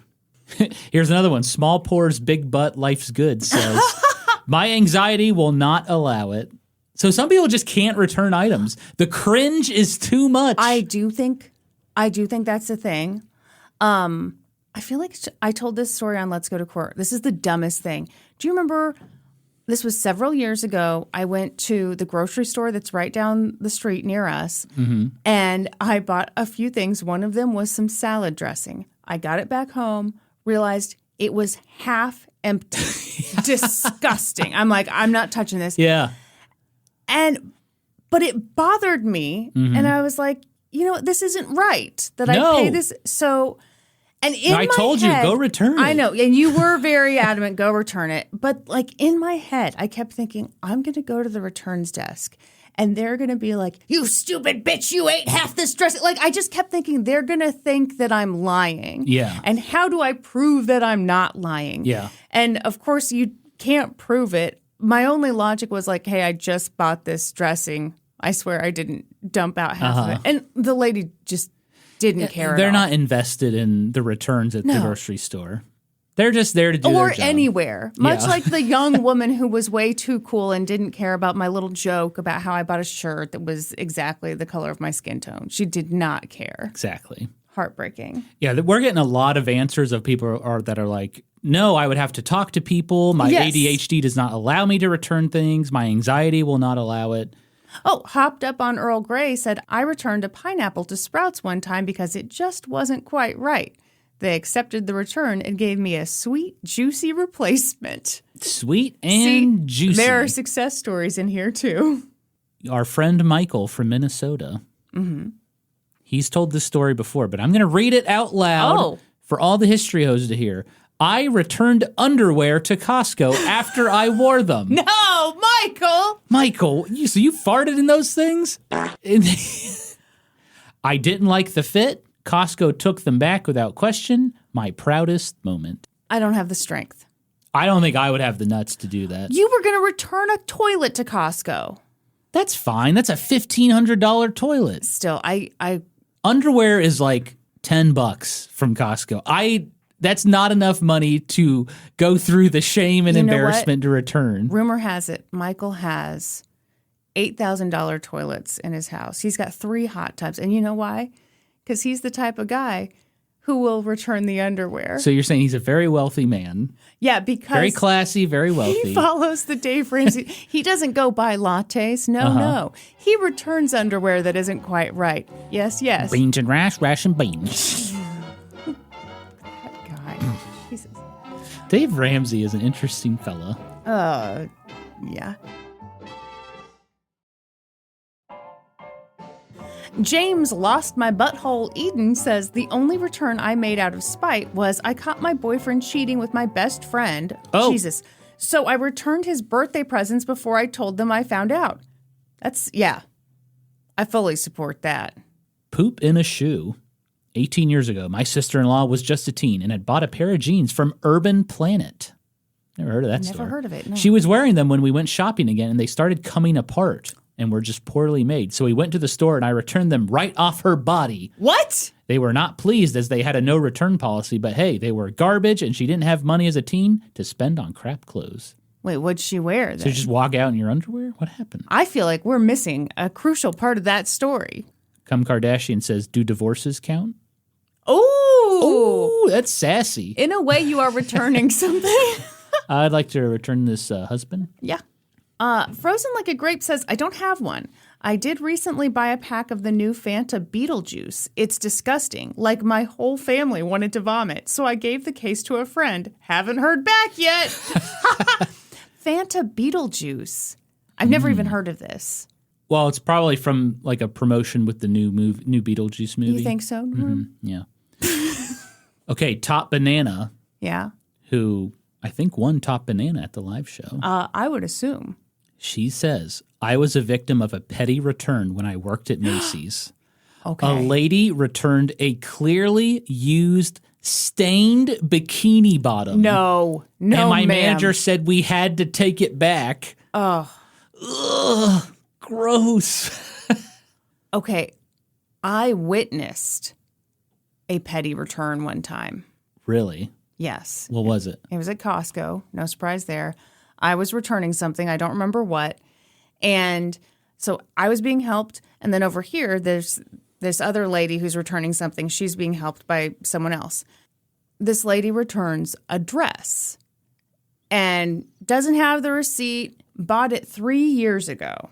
3 years? But Costco, they're very good about returns. So the ladies, There's a limit, Costco. Well, okay. 3 years? But again, the associate was not putting up a fuss. It was just, okay, this was 3 years ago, blah, blah, blah. Beep, boop, beep, boop, boop, boop, in the computer. And as this associate is doing that, again, not being a dick to the lady at all, the lady goes, I thought y'all were supposed to sell quality items here. Oh, shut up. And, oh, no. The Costco worker was like, well, you did have it for 3 years and it cost you $14, so. Yes! Yeah, well, seriously, it's like, I'd say that's a pretty good, Yeah. Don't be shitty with the person who is accepting your Right. return from 3 years ago yes. address. Yeah. Shut up. I feel like maybe the customer got a little embarrassed or something and then felt like she needed to be shitty, but it's like, that's not the Listen, solution. you stand there, you be ashamed of what you're doing, you take your money back, You and take you your leave. $14 and you buy a bunch of hot dogs. Go to the food court, get your chicken bake, and leave. When I worked at GameStop, we had some people try to do some shitty returns. What? Okay, tell us. I will never forget. This young man came in with a copy of Guitar Hero. Okay. And he was like, I bought this brand new and it doesn't work. He had the receipt too. Okay. So the receipt was like from 70 days ago. And I looked at the disc. It looked like It had been through hell. been through hell and back. It looked like someone put it on asphalt and just like, Yeah. like sandpapered it or something. It looked terrible. Yeah. And I was just like, well, this is past the return window and this disc just looks Yeah. bad. And he was like, well, that's how it came. No. And I was like, we would not sell this brand new game. I mean, they're shrink wrapped. Like, Right. we wouldn't sell it that way. So he was like, okay. And he left. Well, then his mommy came in and said, you need to give us our money back on this game. I was like, I can't. Like, it's past the return window. The disc is in terrible condition. Yeah. And she goes, don't get smart with me. And I said, ma'am, don't get dumb with me. This was Norm being a threatening It boy. was maybe one of the highlights of my life. It was the boldest moment. It was. I said, don't get dumb with me. And she was like, well, I'm going to be calling your district manager. And I said, please do. And she left the store. And you got into huge trouble. No, I didn't. Norm, you didn't get in trouble for saying, don't get dumb with me. Oh, yeah, I did get in trouble for that. Come on. But not about the lady's return. It's because a manager overheard me say to the lady, don't get dumb with me. That's not, I mean, I'm with you, but also, yeah. Look, anyone that's worked retail can hopefully feel my pain. Yes. It's tough dealing with people like that. Yeah, everyone in here, I'm convinced we are just a community of people who do not return things. It's true.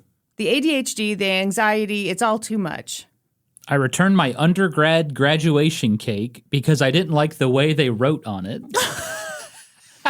Now that's a petty return. Okay, I do wonder though, because sometimes you'll see the writing on some cakes and it just looks terrible. And what do? I Yeah, mean, I I mean, I would guess suffer you- in silence, but not everyone. Yeah, I couldn't return a cake. Carlos the serial killer says, I once ate a burger with flour on top of it because I was too afraid to send it back. Yeah. Yeah, I think a lot of these answers are just like, I can't return stuff. You know what? The question I should have asked was, what's the most ridiculous thing that you should have returned and didn't? Oh, okay. Problematic Bluey has teased this story and has finally decided to share it. Okay, yeah, problematic Bluey. This is the reason I asked this question was because you suggested it last month. Okay, let's hear it. Okay. The first king-size mattress I ever bought in my late 20s was a fancy adjustable with 2 bladders to adjust the firmness. Bladders? Yeah, I guess it's like inside the mattress and you can blow it up and make it firmer. right, Whatever. all right, okay. Had a 10-year warranty. Of course, I was super excited. It came delivered in a box. It was cooling memory foam. Fast forward to 9 years and 10 months later, one of the bladders wouldn't stay inflated. I called Costco, told them I had a 10-year warranty. I wanted a replacement air bladder. Found out the company went out of business and they couldn't honor the warranty. I'm not the type that likes confrontation, but I really wanted my 10-year warranty. It was 40% of the reason I bought it, and I was super proud. I talked to the phone rep into a refund, and since I still had the warranty paperwork, now this mattress comes in several parts. It needed to be assembled, and there was no putting it back in the box. Imagine what a mattress looks like after 10 years. Yeah. And of course, I bought it when my daughter was a toddler, so you get the idea. This mattress was kind of a mess, I bet. I dragged this mess in 2 different Costco carts into the San Jose Costco, told them I wanted a refund. The manager wasn't having it. I told him, they told me on the phone I could bring it in for a refund. The manager had a loud, angry phone call. Long story short, the manager called me a few names as he refunded me in cash for a mattress I paid about $800 for in 2004. Oh, my God. I've been chasing that high ever since. Okay, so I actually think this is perfectly fine. Yeah. Costco stands by their products. That product had a 10-year warranty, promised a 10-year warranty. Yes. It went out of business. Okay, now it's up to Costco to honor the warranty. And they obviously can't because it's not like Costco is going to make an air bladder for this mattress. So that manager was wrong to yell at you, by the way, because Costco told you over the phone you could return it. Mm-hmm. That story, I'm okay with that, actually. Now, I agree. It would be super embarrassing to bring in a nasty old mattress to Costco.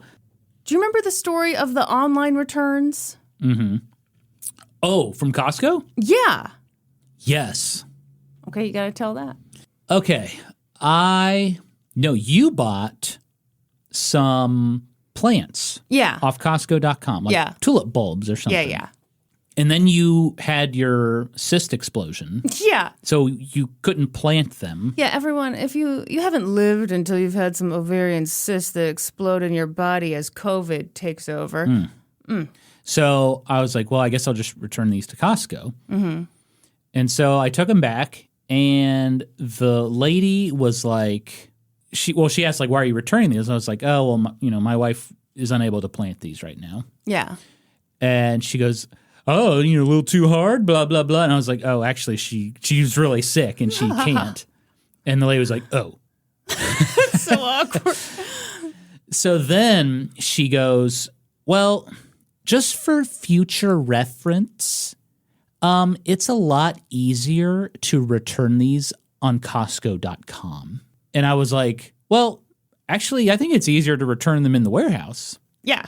And she was like, well, actually, we're not supposed to take returns from Costco.com. Not true, by the way. Mm-hmm. You have to return it on Costco.com, and UPS can schedule a pickup. And so first of all, I was like, well, that seems way harder. Yeah, that's not easier. And then I pulled up Costco.com, and I showed on the website where it said, make returns in the warehouse. Yeah. And she goes, oh, well, that's outdated because we don't allow that. But I'll do it this one time. Mm-hmm. And I was like, okay, thanks. Yeah. Never saw her again. I'd like to think she didn't actually work there. She was just a lady who got behind the counter. Yeah. She's cosplaying as a Costco return person. Should we do a couple more? Sure. Ooh, Midge Pidge. Not my return, but I have so many stories from working the service desk of a grocery store through high school and college. Oh, my. One that comes to mind is a customer who brought back an empty sandwich case from the pre-made deli sandwiches and claimed it was supposed to be ham, but it was actually turkey. But she still ate it. Maybe she didn't know the difference. All I could think to say was, but you ate it? Like, how do I know you're even telling the truth? Also, there's nothing to return. That is funny. I mean, that's kind of the situation I was afraid of with my half-empty dressing, although I did have half the dressing. At least you had something. This happened at Dairy Queen all the time. Yeah, I remember you have stories about that. Yeah, so like one guy, he ordered a double cheeseburger and he ate like, I think there was like one bite left and he was just like, I didn't like it. And I had to make him another one. My manager made me make him another one. Yeah, I mean... And I was like, come on, bro. Like, that's one of those annoying things. Yeah, you ate it. You obviously liked it a little bit. Yeah, you could take one bite and tell me if you like it or not. Ooh, Richard N. Balls.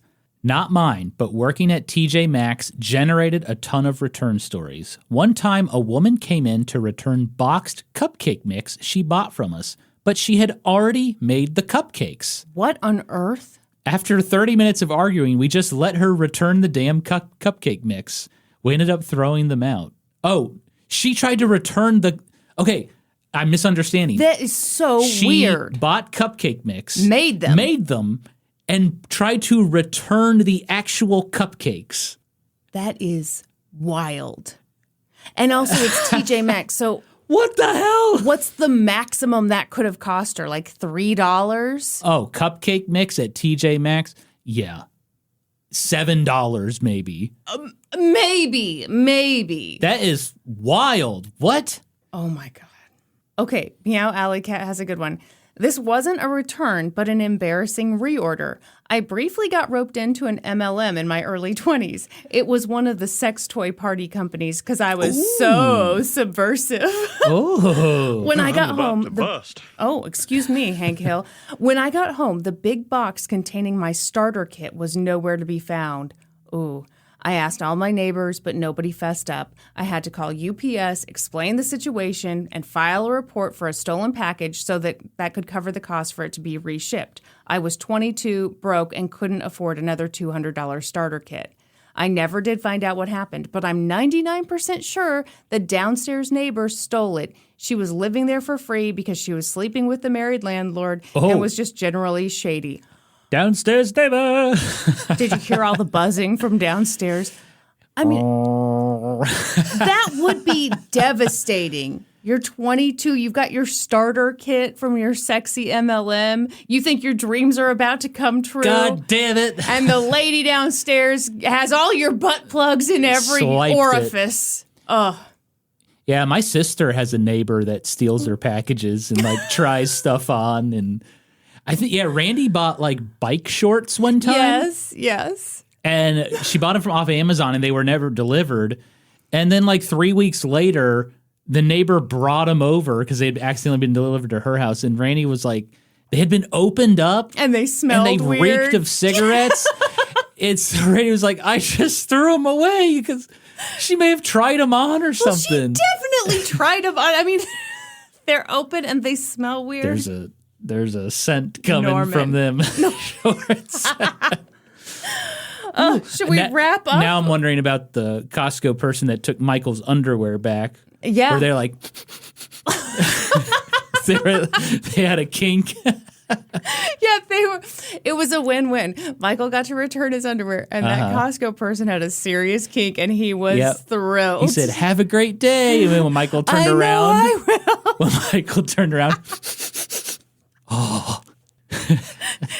Michael didn't even get money back from Costco. It was just money back from the guy. He was like, "I'll gladly pay you out of my pocket." The guy gave him a $20 bill, and he was like, "But it was only $14.99." He's like, "Don't worry about it. This is a steal. I normally buy these online. People rip me off all the time." I'm getting a hell of a deal from you, buddy. Oh my gosh. Thank you. Thank you all for your stories. This was so fun. I love asking the history hose questions because Me we too. get, I'm sorry, that TJ Maxx cupcake story. That is the weirdest. That is the absolute weirdest to go through all that trouble. She made the cupcakes. But it is true that it's like, okay, I mean, that's how you would find out if it was like a crappy cupcake mix. Sure. But there's also a lot of, because it's like, what if you made them wrong? What if you got the ingredients wrong? What if you didn't put in enough milk or whatever? And then it's like, yeah, how expensive is this? Is this worth returning? Like, see, that's what I always ask is like, well, how much is this? Mm-hmm. And if it's a couple bucks, I don't know, I'm going to take the L. yeah. But also, even if it's a lot of bucks, I'm going to put it in the closet and have every intention of returning it one day, very soon, in no time. Yeah, we need to go through that closet sometime. All right. Norm, we've got a rehearsal dinner to get to. Okay, let's wrap up this episode. You know what they say about history, hoes? We always cite our sources. Hang on. And Norm's not where he should be in the script. So I just have to pull up the doc. I wrote it all While down, you're didn't talking, I? I'm just going to thank everybody. Okay. Everybody, thank you for being on Patreon. Thank you for being a patron. Da-na-na-na. You keep our hot tub nice and full. This song's not Okay, going all anywhere. right, fine. Let's do the outro. You know what they say about history, hoes? We always cite our sources. That's right. For this episode, I got my information from the book, An Odd Kind of Fame, Stories of Phineas Gage by Malcolm MacMillan. The article, Phineas Gage, Neuroscience's Most Famous Patient by Steve Toomey for Smithsonian Magazine. And The Case of Phineas Gage from Harvard's Beyond the Bone Box online collection.